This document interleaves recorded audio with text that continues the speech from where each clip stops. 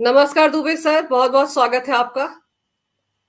नमस्कार सर, केजरीवाल की legal team दौड़ी दौड़ी भागी भागी आधी रात को सुप्रीम कोर्ट तो गई थी, लेकिन सुबह ऐसा क्या हो गया कि अचानक से ऐलान कर दिया गया अभिषेक मनु सिंघवी की तरफ से कि हम याचिका वापस ले रहे हैं, हम निचली अदालत में जाएंगे।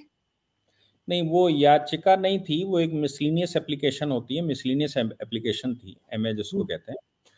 लेकिन हो सुप्रीम कोर्ट में जो चल रहा था ना, उससे घबरा गए केजरीवाल। इसके दो तीन कारण हो सकते हैं। एक कारण ये है कि ऑनरेबल जस्टिस संजीव खन्ना की बेंच इस मामले को सुन रही है, वो मनीष सिसोदिया का मामला हो या फिर और मामले हों, तो ऑनरेबल जस्टिस और वो अगले चीफ जस्टिस हैं। ये याद रखने की बात है कि ऑनरेबल जस्टिस चंद्रचूड़ के जी। बाद संजीव खन्ना साहब चीफ जस्टिस हैं अगले, मतलब अच्छा। कुछ महीनों बाद वो चीफ जस्टिस हो जाएंगे। और इसलिए उनकी सेकंड पोजीशन है कोर्ट में। उनकी अदालत में ये बहुत सेंसिटिव मामला है, उनकी अदालत में ये चल रहा है। उनकी अदालत में मामला अगर चल रहा है तो चीफ के पास जब मेंशन करेंगे तो ये जनरल प्रोसीडिंग कोर्ट की होती है कि जनरली वो कहते हैं कि उसी बेंच में जाओ जिसमें बाकी मामले जुड़े हुए हैं। अगर कुछ हाई कोर्टों में भी मामले हैं तो वो रिमांड कर लेते हैं अपने पास कि भाई हमें रिमांड करो, हम इकट्ठे क्लब करके सुनेंगे, नहीं हाईकोर्ट अलग सुनेगा, हम अलग सुनेंगे, वो बेंच ये बेंच, तो एक ही बेंच के पास सारा मामला जाता है। तो जैसी चीफ जस्टिस के सामने ये मेंशन किया गया सुबह, तो उन्होंने कहा भाई देखो स्पेशल बेंच उस पर बैठी हुई 3 जजों की, और हमने वो वहां फॉरवर्ड कर दिया है, आप जाइए वहां मेंशन कर दीजिए, वो जो टाइम दे उसके अनुसार वो सुन लेंगे। अब ये ऑनरेबल जस्टिस संजीव खन्ना की अदालत में सुबह पहुंचे, उनसे मेंशन किया कि साहब हम ऑलरेडी चीफ के यहाँ, अभी क्या है पहले सीधा मेंशनिंग हो जाती थी, अभी ये नए चीफ मतलब ये चंद्रचूड़ साहब ने ये कर दिया कि आप पहले मेल डालिए। तो पहले रजिस्ट्रार के पास से मेल जाएगी, मेल के बाद चीफ जस्टिस सुनेंगे, नहीं तो मेंशनिंग भी नहीं सुनेंगे। तो पहले मेल डाल दी गई, चीफ जस्टिस ने उनको भेज दिया, उनको जब मेंशन किया गया तो उन्होंने कहा ठीक है मैं सुन लेता हूं। अब ये जब बाहर निकले होंगे ना और जब पता लगा होगा केजरीवाल की लीगल टीम को कोई संजीव खन्ना साहब की अदालत में लगा है और वो तो कोई रिलीफ दिया ही नहीं, और संजीव खन्ना साहब की अदालत ही वो थी जिसमें उन्होंने कहा था आम आदमी पार्टी को पार्टी क्यों नहीं बनाया तुमने। बिल्कुल बिल्कुल। तो जब अब ये जितना प्रकरण केजरीवाल के साथ चल रहा है वो उस एक स्टेटमेंट पर चल रहा है। उन्होंने कहा था अगर पैसा खर्च हो गया है और पार्टी ने पैसा खर्च किया है तो क्यों नहीं आपने उस पार्टी को पार्टी बनाया जिस पार्टी ने पैसा खर्च किया है। आपको याद है हमने अपने एक शो किया था जिसमें मैंने कहा था कि अरविंद केजरीवाल ने बड़ी चालाकी तो करी सब जगह कि भाई कोई मिनिस्ट्री नहीं ली, कोई डिपार्टमेंट नहीं है, कोई साइनिंग अथॉरिटी नहीं है, केवल घूमेंगे और बाकी को बेवकूफ बनाकर उनसे काम करवाएंगे, और फंसेंगे तो वो फंसेंगे और कमाएंगे तो हम कमाएंगे।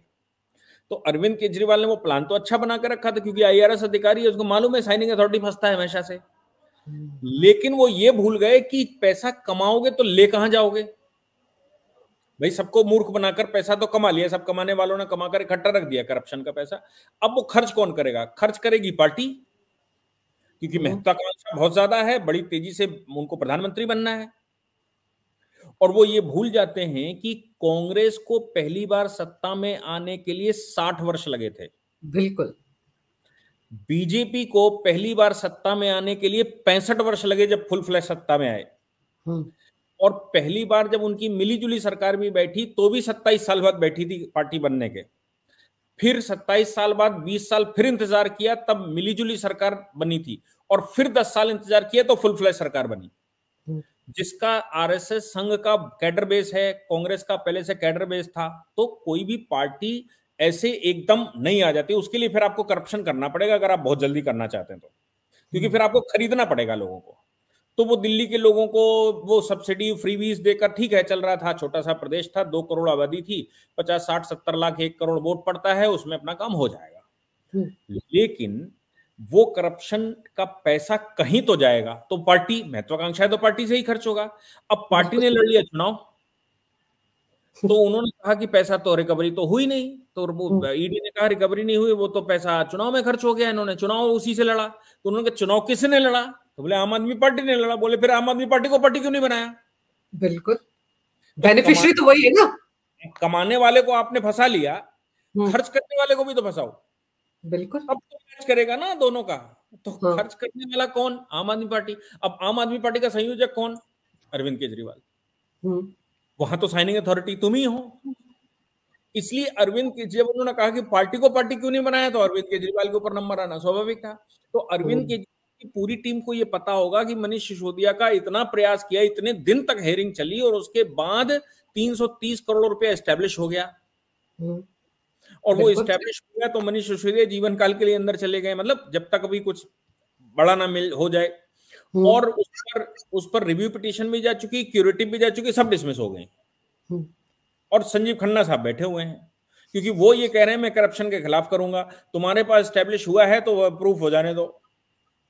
ठीक, पर अब संजीव खन्ना साहब की अदालत में चला गया अरविंद केजरीवाल का अरेस्ट स्टे, तो क्या होना था, प्रिजम्पशन था, और उन्होंने अगर ये रिफ्यूज कर दिया तो राउज एवेन्यू क्या करेगा, फिर हाई कोर्ट क्या करेगा, हाई कोर्ट तो पहले मना कर चुका है।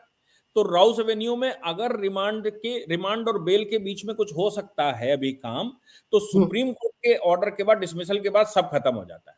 बिल्कुल। फिर तो निश्चित हो जाएगा कि अरविंद केजरीवाल कम से कम साल 2 साल, जब तक इन्वेस्टिगेशन पूरा नहीं होता और कॉपरेट नहीं करेंगे, तब तक इनको कोई रिलीफ मिलने वाली नहीं।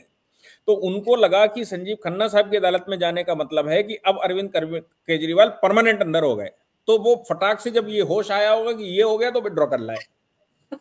वो उम्मीद कर रहे होंगे कि चीफ जस्टिस किसी और बेंच को रेफर करेंगे, लेकिन जब जस्टिस संजीव खन्ना की अदालत में पहुंच गए तो फिर मामला बिगड़ गया। पर आज तो ये भी हुआ है ना कि के कविता भी जमानत के लिए पहुंची थी, उनको भी कहा गया कि भाई प्रोटोकॉल को फॉलो करिए, निचली अदालत में जाइए, आप सीधे सीधे सुप्रीम कोर्ट ही पहुंच जाते हैं। वो भी मुझे लगता है केजरीवाल की इलीगल टीम के लिए एक झटका होगा, क्योंकि मामला तो एक ही है ना सर। नहीं, ये दो अलग अलग चीजों को आप मिक्स कर रहे हैं। होता क्या है कि के कविता बेल मांगने गई, अरविंद केजरीवाल की टीम बेल मांगने नहीं गई थी, अरविंद केजरीवाल की टीम चुनौती देने गई थी। और तब उन्होंने कहा कि अगर आप पीएमएलए को चुनौती दे रहे हैं तो हम सुनेंगे प्रॉपर, लेकिन आप कुछ और अगर चाहते हैं तो प्रॉपर से आइए, उनसे कहा। दूसरी बात तो यहां पर यह थी कि अरेस्ट स्टे के लिए गए थे, इंतरिम रिलीफ लेने गए थे। के कविता इंतरिम रिलीफ लेने नहीं जा रही, वो जा रही है बेल मांगने, ये जा रहा है इंतरिम रिलीफ लेने। इंतरिम रिलीफ का मतलब होता है कि साहब हमें अरेस्ट स्टे दे दीजिए, हम कॉपरेट करेंगे, मतलब फिलहाल हम आपसे कुछ मांग नहीं रहे, हमें बेल नहीं मांग रहे, हमें प्रोटेक्शन दे दीजिए ईडी से, हम सब कुछ करेंगे। जो दिल्ली हाईकोर्ट में कल इन्होंने कहा था कि हमें प्रोटेक्शन दे दीजिए, दिल्ली हाईकोर्ट ने कहा जब तुम्हारे खिलाफ केस ही नहीं बनता तो प्रोटेक्शन किससे दे दें। बिल्कुल, जब एफआईआर तुम्हारे खिलाफ हुई नहीं है, चार्जशीट में तुम्हारा नाम नहीं है, और आम आदमी पार्टी का भी नाम नहीं है जिसके तुम संयोजक हो, और तुम्हारा नाम भी नहीं है, तो मुख्यमंत्री हो, तो फिर ये बताओ जब केस ही नहीं है, जब आग लगी नहीं, तो ये धुआं कहां से हो रहा है, कहां कैसे दे दें। तो इन्होंने कहा कि नहीं साहब प्रोटेक्शन दे दो, तो उन्होंने कहा प्रोटेक्शन तो हम तब दे दें जब हमें लगे कि भाई प्रोटेक्शन की आवश्यकता है, अभी जब कुछ है ही नहीं तो प्रोटेक्शन कैसे दे दें। तो उस चक्कर में होता क्या है कि जो अग्रिम जमानत है ना, अग्रिम जमानत भी तभी दी जाती है जब एफआईआर में नाम हो, जैसे अमानतुल्लाह खान का मामला था, वो भी तो दिल्ली हाईकोर्ट ही गए थे ना। हाँ, कहीं ना कहीं आपका नाम आ जाए, अभी तक तो नाम आया ही नहीं। तो उन्होंने कहा दिल्ली उससे, मतलब हाई कोर्ट से, कि साहब नाम हमारा नहीं है लेकिन हमको पकड़ सकते हैं। तो उन्होंने कहा फिर आपको डर क्यों लग रहा है, पकड़ सकते हैं अगर आप सही हैं तो। ईडी ने कहा साहब हमारा अभी तक पकड़ने का कोई इरादा नहीं, हम तो केवल इनसे बात करना चाहते हैं, और हमारा ये राइट है क्योंकि हम इन्वेस्टिगेशन कर रहे हैं, और केवल इनसे ही थोड़ी ना बात कर रहे हैं, हम तो हजारों लोगों से बात कर रहे हैं। भाई कोई भी इन्वेस्टिगेटिंग टीम जो है वो तो घर घर जाती है, खटखटाती, कहती है आपने देखा क्या, आपको कुछ पता है क्या, आपका विचार क्या कहता है। ये तो इन्वेस्टिगेटिव टीम हजारों लोगों, किसी गांव में कोई कांड हो जाए तो वहां पूरे गांव से इन्वेस्टिगेशन करने जाती है पुलिस। बिल्कुल, तो इसका मतलब है वो सब ये कह देंगे कि हमारा कोई लेना देना नहीं, हम बात ही नहीं करेंगे, हमें पकड़ो मत। ये जिस सीआरपीसी की ये बात कर रहे हैं, उस सीआरपीसी में एक प्रावधान है, उसमें ये कहा गया है if you will not cooperate with the police then you will be the offender for non cooperating. हाँ, जैसे ये अभी वो मैजिस्ट्रेट कोर्ट में भी तो हो रखा है, वैसे ही मिलता जुलता मामला है ना। यस यस यस, तो नहीं वहां तो सम्मन था बाकायदा, हाँ, वो तो सम्मन था। मैं कह रहा हूं सीआरपीसी में प्रावधान यहां तक है कि अगर आप रात को घूमकर आ रहे हैं और पुलिस ने रास्ते में पूछा कि कहां से आ रहे हो, और आप कह रहे हैं हम सिनेमा देख कर आए हैं, तो वो कहती है टिकट कहां है, कौन सी फिल्म देख कर आ रहे हो, और आप उसमें कंफ्यूज हो जाते हैं, तो उसको पकड़ने का अधिकार है। Only on the basis of sensitivity. और फिर इसके बाद अगर कोई घटना कहीं हो गई है और पुलिस को यह अनुमान है कि इनके पास इंफॉर्मेशन हो सकती है और पुलिस उनसे पूछती है और आप कह रहे हो हमको कुछ नहीं मालूम, जबकि पुलिस ये कह रही है इसको मालूम है, तो भी नॉन कोऑपरेशन में पुलिस को गिरफ्तार करने का अधिकार है। अब ये क्या है, अभी अभी तो कंफ्यूजन हो रहा है, वो कंफ्यूजन से दूर हट जाइए। देखो मैं फिर से कह रहा हूं, उस दिन भी आप सब कंफ्यूज हो रहे थे कि जमानत दे दी। हाँ, ये नैरेटिव सर लोगों को कंफ्यूज करती है आम आदमी पार्टी, क्योंकि उसके जितने प्रवक्ता है वो एक अलग तरह का नैरेटिव सेट करने की कोशिश करते हैं। अभी भी तो यही सब कर रहे हो। मैं क्या कह रहा था, 22 अप्रैल तक इंतजार कर सकती थी ईडी, इतनी जल्दबाजी में क्यों है? 22 अप्रैल तक तो टाइम मिला हुआ था, जवाब देना था दिल्ली हाईकोर्ट के नोटिस का, ये सब कुछ कहा जा रहा है। मैं यही कह रहा हूं ना, ये कंफ्यूज कर रहे हैं। अभी जो गिरफ्तारी हुई है वो किस लिए हुई है? For non cooperating with the ED. अभी चार्जशीट वार्कशीट छोड़ दीजिए, अभी वो भूल जाइए ईडी ने क्या पकड़ा। अभी तो ईडी कल उनके घर गई, ईडी ने कुछ सवाल किए, उन सवालों पर उन्होंने जवाब नहीं दिए। उन्होंने घर की तलाशी ली, तलाशी में कुछ कागज मिल गए, उन कागजों के सवाल पूछे, उसके उन्होंने जवाब नहीं दिए, तो गिरफ्तार कर लिया सिर्फ इस बात के लिए कि आप कोऑपरेट नहीं कर रहे। आपको मैं याद दिलाता हूं, इंदिरा गांधी के खिलाफ शाह कमीशन बैठा था। इंदिरा गांधी 77 में सरकार बदल गई तो उस समय चौधरी चरण सिंह गृह मंत्री हुआ करते थे। चौधरी चरण सिंह ने एक शाह कमीशन बैठा दिया इंदिरा गांधी के खिलाफ। इंदिरा गांधी को शाह कमीशन ने बुलाया, शाह कमीशन के सामने इंदिरा गांधी ने कहा I am not bound to give you the answers. Shah commission ने 4-5 बार पूछा, इंदिरा गांधी ने कहा मैं तुमको कुछ नहीं बताऊंगी, क्योंकि वो डिक्टेटर थी ना, तो उन्होंने कहा मैं कुछ नहीं बताऊंगी। शाह कमीशन बेचारा चुप हो गया, सीबीआई को मैटर चला गया, सीबीआई घर से उठा लाई। किस लिए उठा लाई? For non cooperation.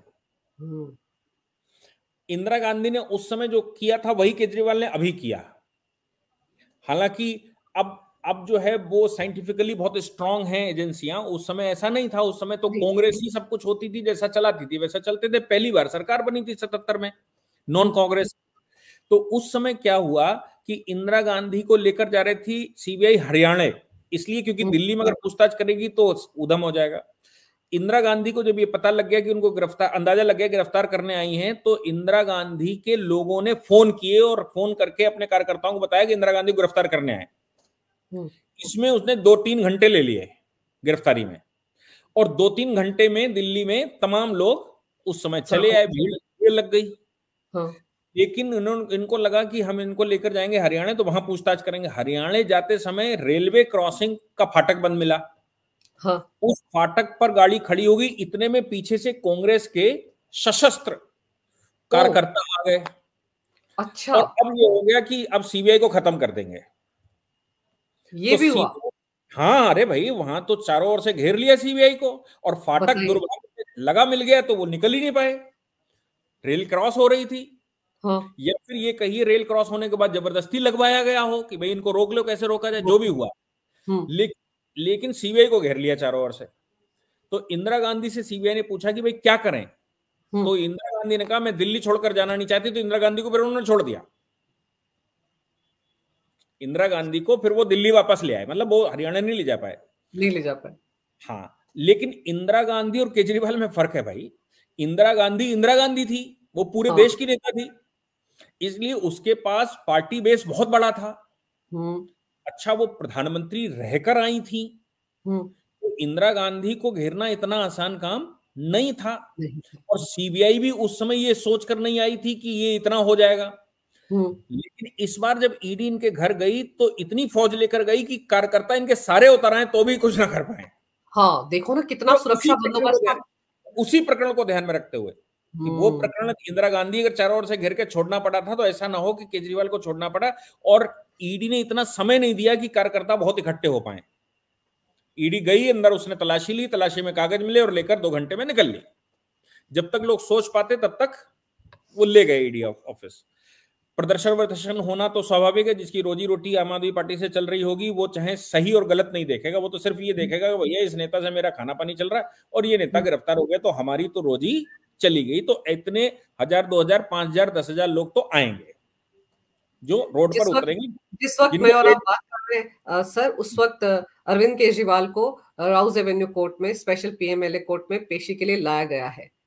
अभी हाँ हाँ लाया गया है, दिख रहे हाँ, विजुअल आने लाया शुरू। गया है तो उस पर सुनवाई होगी। तो अरविंद केजरीवाल का जो मामला था वो दोनों जगह से पिट गया। गिरफ्तारी के समय पर वो जो करना चाहते थे वो पिट गया। अच्छा, ये तो सीबीआई एक बार इनको ट्रायल कर चुकी है, एक बार दिन भर बिठाया था और इनको लगा था कि बाहर उधम मच जाएगा और पूरी दिल्ली आग लग जाएगी, कोई निकला ही नहीं। कोई भी नहीं आया। आपको याद है? कोई नहीं है, इनके नेता नहीं आए खुद।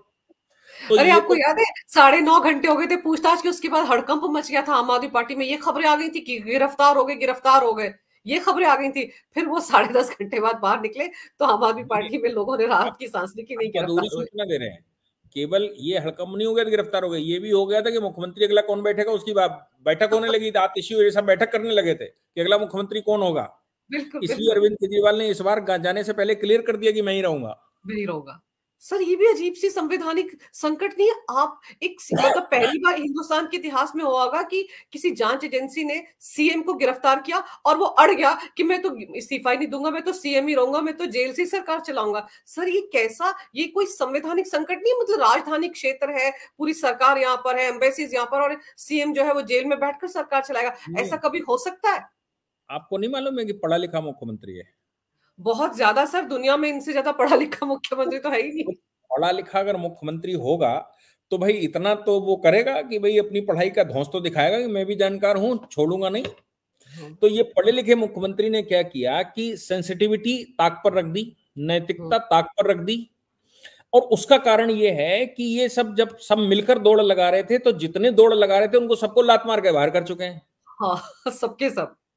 मतलब जो संयोजक बना उसने सबको लात मार दी। तो हम्म। इनको ये भी तो अंदाजा होगा कि ऐसा ना हो कि हम अंदर चले जाएं, कोई मुख्यमंत्री और संयोजक बन जाए तो हमको ही लात मार दे। बिल्कुल, सर जो बोया वही तो काटेंगे ना फिर। तो ये भय है। इस भय से कैसे निकला जाए? इस भय का नतीजा ये है कि साहब मुख्यमंत्री भी हम ही रहेंगे और संयोजक भी हम ही रहेंगे, चाहे अब जो हो जाए। पार्टी पूरी खत्म होगी तभी हम खत्म होंगे, यानी कि हमारे खत्म होने से पार्टी खत्म होगी। ऐसा ना हो कि हम अंदर हो जाए और पार्टी कोई और ले जाए और मुख्यमंत्री कोई और बन जाए। तो ये मतलब अरविंद केजरीवाल के दिमाग में आ गया होगा कि ये नहीं होने देंगे भाई। अच्छा, सुनीता केजरीवाल को वो फॉरवर्ड करें कि भाई इनको मुख्यमंत्री बनाया जाए, उससे पहले एक बार ट्रायल कर लेना चाहिए कि कहां तक पहुंचेगी कहानी। तो ट्रायल कर रहे हैं वो कि भाई ट्रायल करके जब जिस समय अभी तो क्या हो सकता है, अगर आज इनको रिलीफ ना मिली ये हो सकता है कि आप देखो एक बड़ा संवैधानिक संकट के समय पर सरकार किसकी होती है, मुख्यमंत्री की या एलजी की? सरकार तो सर मुख्यमंत्री की हुई ना, चुन के तो वही आया। ऐसा नहीं होता। हम्म। संविधान में मुख्यमंत्री की कोई सरकार वर्णित नहीं है।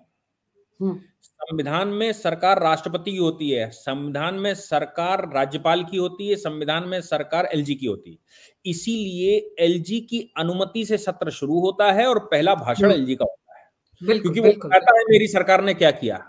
हाँ अगर सरकार मुख्यमंत्री की होती तो मुख्यमंत्री बताता, सरकार हाँ एलजी की होती इसलिए वो बताता है कि मैंने क्या किया, और वो अपना रिपोर्ट कार्ड रखता है। वो भले ही हाँ। उनका ही लिखा हुआ होता है लेकिन वो रखता है। तो संविधान में ये व्यवस्था है कि LG is the chief executive and he having the council of minister for the aid and advice. यानी कि सरकार सॉवरन कौन है? सोल सॉवरन है एलजी। एलजी के लिए एक व्यवस्था है कि वो उसका सलाहकार परिषद होगा, वो सलाहकार परिषद उसको एड एंड एडवाइस करेगा, वो मंत्री परिषद होगा। फिर आगे व्यवस्था है कि मंत्री परिषद कौन चुनेगा? तो उन्होंने कहा कि जिसका सदन में 50% से ऊपर बहुमत होगा वो क्लेम करेगा कि मैं आपका सलाहकार बनना चाहता हूं, तो वो अपना मुख्यमंत्री उसको अपॉइंट करेगा। मुख्यमंत्री अपॉइंट करने के बाद फिर मुख्यमंत्री कहेगा कि मेरे साथ और भी सहयोगी चाहिए, इनको भी कर दीजिए। तो वो एक लिस्ट दे, तो फिर वो अच्छा। उनको भी अपॉइंट करेगा। तो सरकार किसकी है? एलजी की। अब एलजी ने मुख्यमंत्री इसलिए बनाया था कि वो सरकार अच्छे से चले। बिल्कुल। अब मुख्यमंत्री जेल चला जाएगा तो सरकार कैसे चलेगी? तो ऐसी परिस्थिति में एलजी कुछ समय बाद ये भी कह सकता है कि हम मुख्यमंत्री को ही हटाते हैं और एक कार्यकारी मुख्यमंत्री बिठाते हैं। और इसके आसार आपको लग रहा है बन रहे हैं? 100%। अब ये जाएंगे कोर्ट और कोर्ट में कहेंगे कि अगर हमें बेल नहीं दे रहे हो तो हमें सरकार चलाने की अनुमति दो अंदर से। कोर्ट कहेगा भाई फिर अंदर रखने का मतलब क्या है, जब तुम अंदर से सरकार चलाओगे तो तुम्हें खुला नहीं छोड़ देंगे। और अगर अंदर से नहीं चला सकते तो फिर एलजी कहेगा जब अंदर से सरकार चलाई नहीं जा सकती, कोर्ट भी कह रहा नहीं चलाई जा सकती, तो भाई हम कैसे चलवा लें इनसे अंदर से। बताइए सर, एक क्रांतिकारी बदलाव करवाने के लिए आए थे ना राजनीति में, तो एक क्रांतिकारी बदलाव ही होने जा रहा है। मुझे लग रहा है कि हम इस्तीफा नहीं देंगे।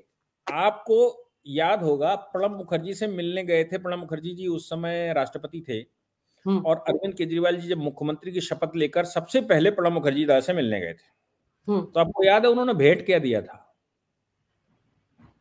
प्रणब दा ने इनको रिटर्न गिफ्ट क्या दिया था? कॉन्स्टिट्यूशन का एक किताब। और शायद इसलिए दिया होगा कि कॉन्स्टिट्यूशन की सबसे ज्यादा आवश्यकता इनको ही पढ़ने वाली है। जनरली हमने नहीं देखा कि राष्ट्रपति प्रधानमंत्री मिलने जाए तो उसको कॉन्स्टिट्यूशन की किताब देता है, मुख्यमंत्री मिलने जाए तो कॉन्स्टिट्यूशन की किताब देता है, लेकिन अरविंद केजरीवाल को कॉन्स्टिट्यूशन की किताब दी थी प्रणब दा ने। और हमें लगता है प्रणब दा को बिल्कुल क्लियर होगा कि भाई देखो तुम जितने क्रांतिकारी हो सब कुछ ठीक है, लेकिन जब सरकार में बैठे हो तो ये कॉन्स्टिट्यूशन चलेगा, तुम्हारी क्रांति नहीं चलेगी, और इसलिए कॉन्स्टिट्यूशन की किताब ले जाओ। और इन्होंने वो ले जाके शोकेस में रख दी होगी और उसको पढ़ा नहीं। अब पढ़ेंगे, क्योंकि आपको याद है संजय सिंह कितनी सारी किताबें लेकर अंदर गए थे, बड़ी लंबी चौड़ी लिस्ट दी गई थी, सिसोदिया ने भी बड़ी लंबी चौड़ी लिस्ट दी थी, तो मुझे लग रहा है अब पढ़ेंगे। लेकिन ये समझाइए मुझे कि अभी क्या हो, अब जो पेशी हो रही है इस वक्त राउज एवेन्यू कोर्ट में, ईडी की तरफ से additional solicitor general Raju ji पहुंचे हुए हैं, सिंह भी पहुंच गए हैं, क्या लगता है आपको वहां से तो मैक्सिमम रिमांड की कोशिश ही होगी? नहीं, वो तो दोनों का ये तो तय फॉर्मेट है, क्योंकि आप कॉपरेट नहीं कर रहे, नॉनो सम्मन हो गए, आप कॉपरेट नहीं कर रहे, तो फिर कैसे इन्वेस्टिगेशन किया जाएगा? हम आपको छोड़ देते हैं सपोज, तो फिर आप वही करोगे, आज हम मध्य प्रदेश जा रहे हैं, आज हम गुजरात जा रहे हैं, आज मेरी माँ बीमार है, कि आज हमारा पंजाब का वो है, आज मंत्रिपरिषद की बैठक है, ये सब करोगे फिर से? तो क्या इन्वेस्टिगेशन सालों तक चलती रहेगी? आप स्टेटमेंट ही नहीं दोगे? तो उसका तरीका ये है कि भाई कोर्ट ये कहती है, ये काम करो, तुम हमारे संरक्षण में रहो और पहले इन्वेस्टिगेशन पूरी करवा लो। जब तक इन्वेस्टिगेशन पूरी नहीं होगी तब तक तुम्हें कोई काम और नहीं करने देंगे, भाई बिजी बहुत हो, तो ज्यादा व्यस्त काम खत्म कर देते हैं, फुर्सत से बैठो हमारे पास, फुर्सत से बैठ जाओगे और हम लोग करेंगे। तो फिर वो ये सलाह देते हैं कि फुर्सत से बैठेंगे तब करेंगे। तो उसके लिए 3 ऑप्शन है कोर्ट के पास। पहला ऑप्शन कोर्ट के पास ये है कि आपको बेल दे दे, भाई जाओ और कॉपरेट करना। ये कहेंगे साहब हमें जब बुलाया जाएगा तो हम कॉपरेट करेंगे, हमें बेल दे दीजिए, हम कॉपरेट करेंगे, इनकी इन्वेस्टिगेशन पूरी करवाएंगे। तो ईडी कहेगी आप कॉपरेट ऐसा कर रहे हैं कि नो सम्मन हो चुके हैं, पिछले 1 साल से तो तुम दौड़ा रहे हो। बिल्कुल। और 1 साल से दौड़ाने के अलावा तुम ये कोर्ट हो लिए, हाई कोर्ट हो लिए, सब कुछ तो हो लिया, कल भी तुमने बेल मांग ली वहां, वो भी हाई कोर्ट ने रिजेक्ट कर दी। तो भाई ये कैसे कॉपरेट करेंगे? ये कॉपरेट नहीं करेंगे। आप एक काम करो, इनकी कस्टडी दे दो हमको, तो हम इनसे प्रश्न पूछ लें, फिर हम आपके पास जमा कर देंगे लाके इनको। तो कोर्ट कहेगा ठीक है भाई, कितने दिन में तुम्हारा होगा? तो ये कहेंगे भाई 15 दिन में होगा, 14 दिन में। वो कहेगा अच्छा ठीक है, ये कहेंगे साहब 14 दिन में क्या पूछेंगे? तो कहेगा अच्छा ठीक है 10 दिन की ले लो, 5 दिन की ले लो, 6 दिन की ले लो, जो भी उसको समझ में आएगा। कहेगा 6 दिन के लिए ले जाओ, इनसे पूछताछ कर लो। ये दूसरा ऑप्शन है। और तीसरा ऑप्शन इसमें है कि क्वैश कर दे कोर्ट,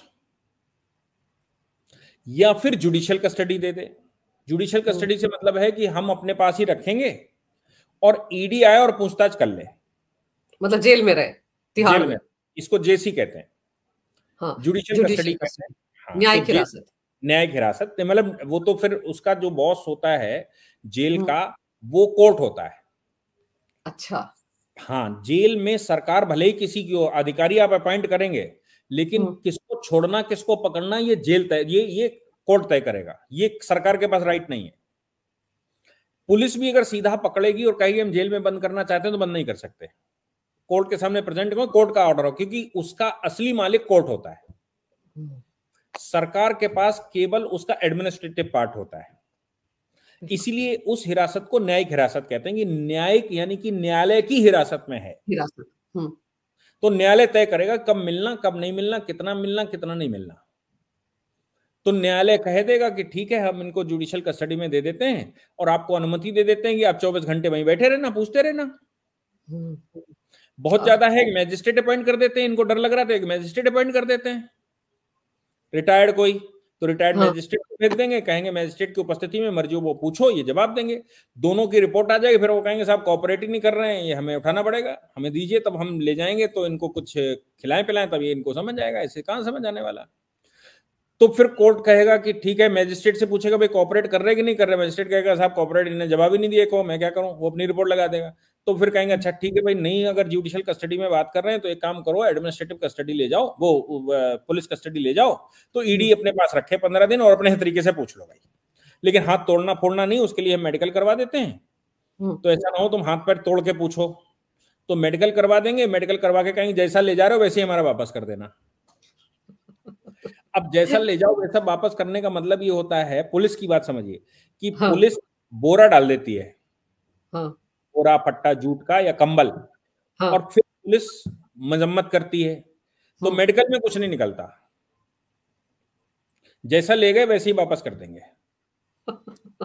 अंदर की बातें बता रहे हो आप बहुत। ये तो पुलिस का स्टाइल है। तो क्या करते हैं कि पैर बांध देंगे, चूहा छोड़ देंगे पैर में, नीचे से हाँ, पैर में जो पैजामा पहने हो पैजामा बांध देंगे और ऊपर से चूहा छोड़ देंगे।